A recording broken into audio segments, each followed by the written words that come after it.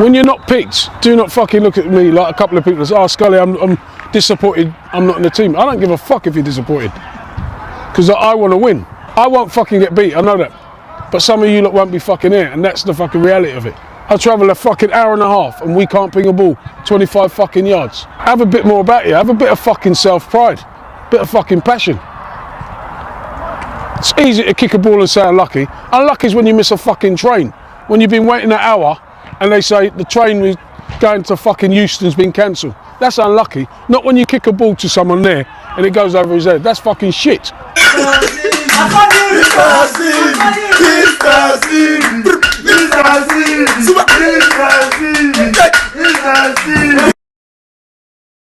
Obviously, it's your boy Mr. CV. I'm back again with another one. Just on my way to Luton right now to see my manager Skully.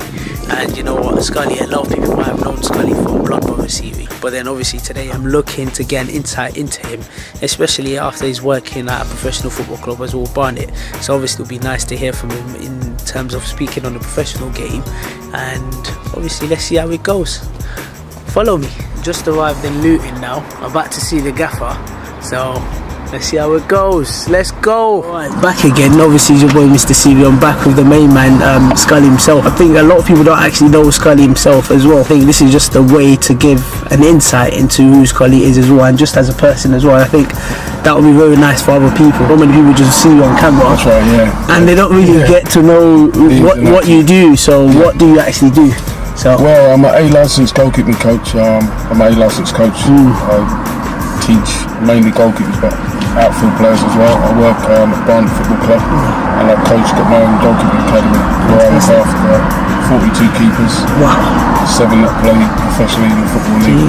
You've been in a professional game for a long time. How has it changed, or what got you into the professional game? Yeah, it's changed a lot. I played in the 80s, so obviously, that's a long time. Seems like a long time ago, but yeah, I played in the 80s, and back then, obviously, racism was a big issue. It's harder for black players to stay in the game, but I've been quite fortunate. I've stayed in the game. I coach, obviously, my coaching's helped me a long way, and I'm also a football agent. I look after players. Kept me relevant, I should say. Yeah. Kept you relevant? Yeah, because you have to. I think the way football is, black players getting opportunities quite limited. So my thing to stay in the game was to coach keepers, get my qualifications. I've worked with a few clubs, obviously, professional clubs, which just kept me good, but I've always wanted to do my own thing, be in charge, be my own boss. So. I thought racism was going to be something we would have asked later on, but as soon as you mentioned it, I said let's just ask that question straight away. A lot of people don't actually know, but I'm a qualified coach as well myself. That's right, yeah. And with it as well, sometimes obviously they do want to get more black coaches in and more black managers, but obviously you just mentioned that it's very difficult sometimes because the opportunities might be limited. Why do you think the opportunity is limited? Is it because we're not as great coaches, or is it because what could that reasons be? Because everyone's trying to work it out. It is opportunity. I think the way things are, being a black coach going in, you have to be better than a white coach. You've got to be on top of your game, because there is racism. I think the only difference is when I was playing compared to now, it was hidden. It's hidden more now than it was then. Back then, we're just in your face. Still, I mean, like I said, I move players, and I speak to a lot of people on the phone, and I've spoken to a league club, and they've said, we're after a keeper. Normally they say we're after a keeper, he's got to be dominant, 6 foot, blah blah. But attributes to it. Yeah, they've said he's got to be English, so straight away. Already, that's already a discrimination.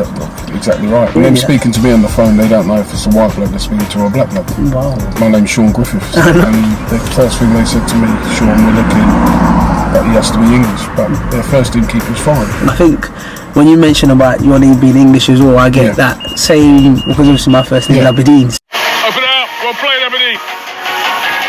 Aberdeen, me. City's made it up. The first time they hear Aberdeen, they're all thinking is the city in Scotland. So the first thing they think I'm an English or white person, and then as soon as I turn up, they hear my, and they're like, oh, this is different. And I keep saying, I say to a lot of the black lads I coach as well as white lads, if a black lad is late, he's got a chip on the shoulder. Wow. If a white lad's late, the train's broken down to the buses. you know, and it's accepted. I've been in clubs and seen it, so it's something I'm speaking first hand about. So, you know, racism is out there, but people have to be educated about it. Being one of the first black goalkeepers, just mentioned as well, as a black player, there's always pressure, even added pressure. How do you deal with that, or how did that make you feel being one of the first black coaches? As a goalkeeper then, it was hard back in the 80s. Back then, when I first came into Watford, I was an apprentice. There was only 3 apprentices, where now they call it scholars. Thrown in the deep end, you're playing the reserves and you're training the first team. And opportunity, there's more opportunity then because there's only 3 of them. Yeah, if you was poor, then you'd also stand out and you'd also be on your own as well. So, yeah, pressure was difficult, you know, but it's something you just got used to. I think it just made you tougher, stronger, you know. I was fortunate because I played with the likes of John Barnes and Refurbished. They were older big name players. Yeah, they were older and they were very good to me. You know, Watford were one of the few teams back then who had black players. So, you know, but yeah, I mean, it just made me mentally stronger. And to be fair, the mindset was good because I thought when I finished playing football, I'm going to be able to set something on myself. I wasn't really keen on going into a club on a day-to-day basis and being a coach. So I decided to set my own stuff up and went along, and then after a while I was producing players and they were saying to me, one of my friends said to me, why don't you take it further? It's no good producing players if you send them to clubs, what do you get out of it? And he said you should look into the agency, and from then I met my partner Rob. He came and approached me, and then we set up an agency, done quite well, and then obviously we went on to a bigger agency because people were trying to take our players. Mention about mentality, Yeah. and obviously mentality is a big thing, because even playing under you as well, it was a different. It was a different mentality in the sense that at times you have to restructure your game. Because even before I came, I was more of a dribbler. Once I came, obviously I had to restructure my game in terms of what you required. But how do you build that kind of mentality? The most important thing is that, as I always say to players, you have to work hard. A manager will accept you having a bad game because everyone has a bad game, but a manager won't accept you not working hard. So that's what I try to drive into players. Let it be a habit of coming and working hard. You know, that's why I think why me and you got on. You always work hard. I could tell, because obviously it's not even myself. The way I see myself play as well, it's not just working hard on the pitch, and I think and that's just in life as well. Experience as well. Exactly right. You've got that self-motivation where 100%. I know I'm not one of them. I have to keep shouting at you. You've got to work hard. But in terms of that self-motivation, because what's happened is, especially now that in your time, money in football wasn't a big thing. People didn't play football for money, they played because they enjoyed it. How do you try to let players know that obviously the money's there, but you still have to enjoy the game? Like, how do you... I was speaking about a player earlier, and the same thing I was saying to one of the lads. Everyone's got different drives, you know, which there's nothing wrong with that. 100%. But, you know, a lot of the players now, they put the money more important than playing football. And back then it wasn't. It was more important to play football, and then the money will come, you know. But now, when I speak to players, the first thing they say, how much money do you think I'll get? And that's the thing, and obviously... And that's what it is. A lot of clubs don't explain. Being a professional footballer playing in a National League, League 2 and League 1, the majority of players will have to go to work after their careers finished. You know, Championship, top end, you probably be fortunate to be able to invest your money in Premiership, but clubs do not explain that. I've been fortunate to play with one of your players, Mehdi Elite. Mehdi, He grew up in my area, so, and obviously we've played together. I still work with Mehdi now. Mehdi is one of your players. Out of all the coaching, out of all the players you played with, all the players you've coached, which player has really stood out for you, or really thought, wow? There's quite a few, to be fair. There's quite a few, because a lot of them have got different attributes. Even going to mention Mehdi technically is very good. 100%. Unbelievable. I was sat down in the week and had a conversation with you know, saying to him to try and stay in the game, get involved in looking for players, being on the recruitment side. There's been a lot. Lewis Baker, who's he's at Chelsea. He's not really broken to the first team, but he's been on loan at Sheffield Wednesday, Leeds, you know. But he's probably one of the only footballers I've worked with who's both-footed. very, very talented. Jamal Lewis, he's at Norwich, another talented local lad. In terms of your agency, how do you know what to look for in a player? What kind of attributes do you look at? Well, football's a game of opinions. A lot of opinions. Yeah, I mean, I know there's a lad who didn't get taken at Stevenage, he didn't get a scholarship, and now he's playing up front for Aston Villa. Wow. You know, who's that? Kelvin, what's his name? Come to me in a minute. So teams do make mistakes. Max Aaron was at Luton, you know, he's at Norwich now. Yeah. You know, Jamal Lewis was at Luton, you know, and they're at Norwich now. So clubs do get it wrong. So I think a lot of times it's what the actual manager's looking for. So everyone's got different attributes. I always look for a player his work rate and what he's doing off the ball as well as on the ball. You know, his mental side as well plays a big part of it. So different players offer different things. I always say to young boys, it's only someone's opinion. So if you've been released, keep going. Because, you know, I picked up a lad last year, a boy called Nathan Arnes, who was released from Stevenage, and I got him to West Ham. Wow. After 3 months, they didn't take him up, and he got a deal at Charlton. Wow. And he was playing step 5 or 6. So which it does is happen, great. yeah. So, you know, I think you just got to keep playing. The most important thing I'd say to players is always try and play. Always try and play, because if you're not playing, no one can see you. I think a lot of the time as well, you get a lot of players where, because they play that maybe semi-pro teams, they look at Sunday League and say, you know what, they undermine it. But then, like you said, as long as you keep playing, yeah, exactly right, and you keep facing different challenges, I'm sure you would. There's good players. All you can walk down the park and just pick up a good player. They are out there, you know. They are out there, and it's working on. It's not what they do, because most clubs don't develop players. It's what you do for yourself. Because you think most managers got a year in the job. So if you can't cross, he's not going to put you in the team. He'll put someone else who can. You just buy another player for 50 minutes. So, or get someone, replace him. So it is one of them. So it's your own personal career. So you've got to try and do the best you can for yourself. Moving on to like Blood Brothers, because obviously I think that's when literally you came into the spotlight. Oh yeah, I think so. Yeah, I mean, if I'm being honest, I don't watch it. I've not watched it from it's come out. Nah, wow. When I got out a lot, people say, Skully. How did that come about? Like, was it just because obviously I know you're Robbie's cousin? Well, me and Robbie have been close for years. I mean, Robbie, I live in Luton now, and Robbie was the reason, and his brother Laurie, were the reason why I actually moved to Luton, because I used to come up every weekend and see him. So my mum and Robbie's mum and Laurie are sisters. They were very close, so every weekend we used to meet up around each other's house. So, and obviously kept in contact. Robbie, I remember when he first started AFTV, we didn't expect it to be the level it's at. He was at a funeral, we caught up, and then he said, I've got something for you. I want you to get you involved in something. And I said, I'm running a football. I'm setting up a football team. I was like, okay.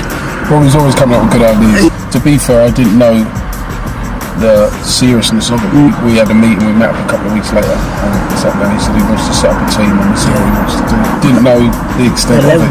So and it's I'll be going out everywhere I go in Luton, people talk about restaurants.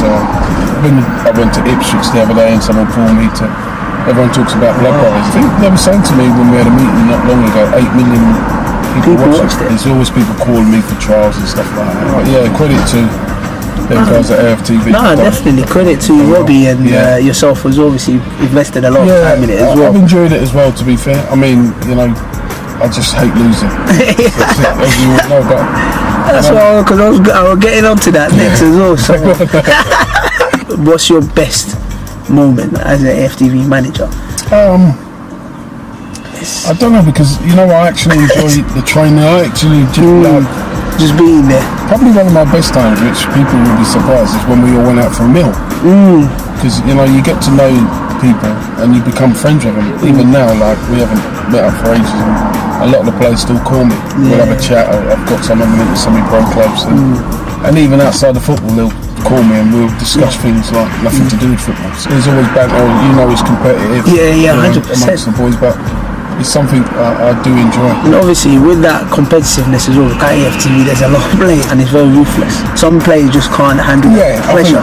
Obviously you can't buy players. That's right, so do you help them to develop themselves? What I try to be is honest with people. And like I said, it's just my opinion. So like I said to people, if I saw someone was overweight, I'd say technically you're a good player, but you need to lose some weight because to get the best out of you and the level you want to play at. If you want to play Sunday football, that's fine. You don't, but you know, you try and be constructive, give constructive criticism at times, you know.